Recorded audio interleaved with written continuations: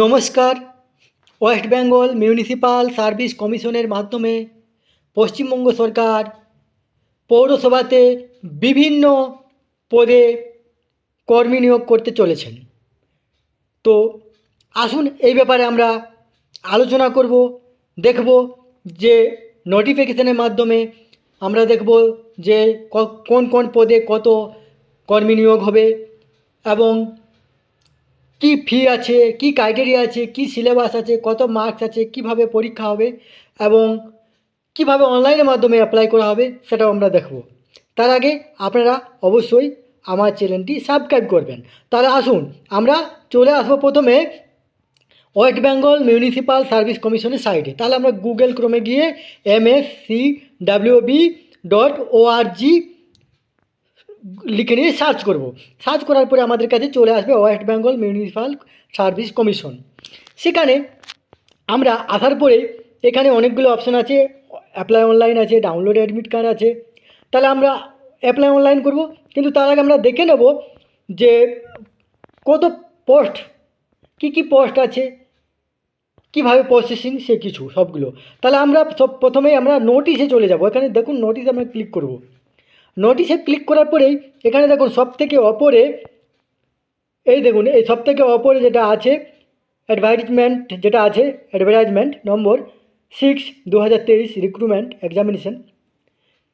এখানে দেখুন লেখা আছে 2023 for the post of sub assistant engineer civil account, sanitary inspector, cashier, clerk, sanitary assistant, work সরকার বিভিন্ন আছে, যেটা আপনার বানিয়াদপুর মিউনিসিপ্যালিটি। তাহলে আমরা প্রথমে এই নোটিশটাকে ডাউনলোড করব। এখানে দেখুন ডাউনলোড অপশানে আমরা ক্লিক করব। তাহলে ডাউনলোড অপশানে ক্লিক করার পরে আমাদের কাছে যে ফাইলটা চলে আসবে, সেই নোটিশটা দেখুন, এটা 28/12/2023 পাবলিশ হয়েছে West Bengal municipal service commission. এখানে যে আছে ওই আপনার রিক্রুটমেন্ট এক্সামিনেশন আছে, সেই বিভিন্ন পদে সেইগুলো দেখুন। তাহলে এখানে আপনার আছে সাব অ্যাসিস্ট্যান্ট ইঞ্জিনিয়ার সিভিল, একটা পোস্ট আছে জেনারেলদের জন্য। পে স্কেল যেটা আছে লেভেল 12 থেকে, যেটা রোপার আপনার যে পে কমিশন হয়েছে 2019, সেই হিসাবে পে লেভেল 12তে আছে। এখানে বিভিন্ন ক্রাইটেরিয়া দেওয়া আছে, মিনিমাম এজ লিমিট আছে, ম্যাক্সিমাম আছে, এগুলো আছে। অ্যাকাউন্ট আছে, একটা পোস্ট আছে, এটাও জেনারেল। এরপরে দেখুন ক্যাশিয়ার আছে, স্যানিটারি ইন্সপেক্টর আছে, এভাবে সমস্ত পদগুলো আছে। এরপর আমরা আসি, দেখে নেওয়া যাক যে এখানে কি আছে। যেটা এজ রিল্যাক্সেশন মানে বয়সের ছাড়, শিডিউল টাইপ, শিডিউল কাস্ট যেটা আছে তাদের জন্য 5 বছর আছে, এবং ওবিসি এ এবং ওবিসি বির জন্য আছে 3 বছর,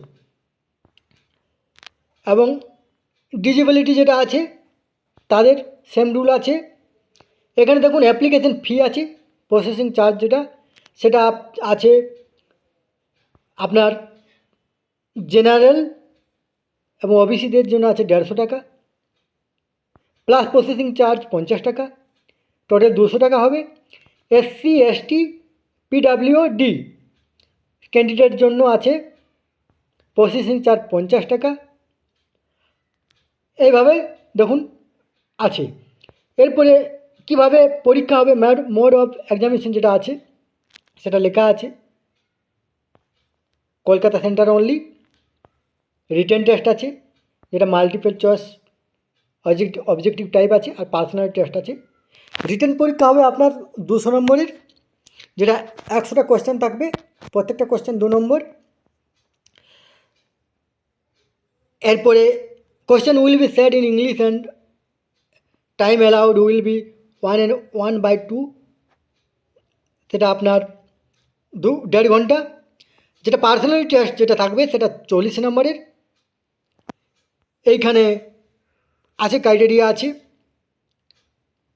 আপনার জেনারেল ক্যান্ডিডেট 45% এবং এসসি ক্যান্ডিডেট যেটা আছে সেটা 35%। এরপরে রেজাল্ট অফ এক্সামিনেশন আছে, সিলেবাস আছে। সিলেবাস ওইখানে আপনি সাইডে ক্লিক করে নিয়ে আপনি দেখতে পারবেন সিলেবাসটা।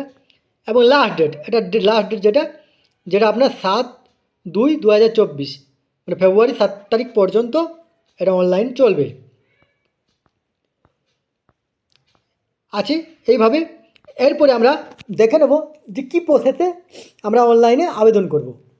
পেজে আসার পরে এইখানে দেখুন প্রথমে আমাদের যেটা আছে অ্যাপ্লাই অনলাইন, সেইখানে আমরা ক্লিক করব। তাহলে ক্লিক করার পরে এইখানে অনগোয়িং রিক্রুটমেন্ট, এখানে আমাদের কি করতে হবে, এই যে লগ ইন আছে সেখানে আমাদের ক্লিক করতে হবে।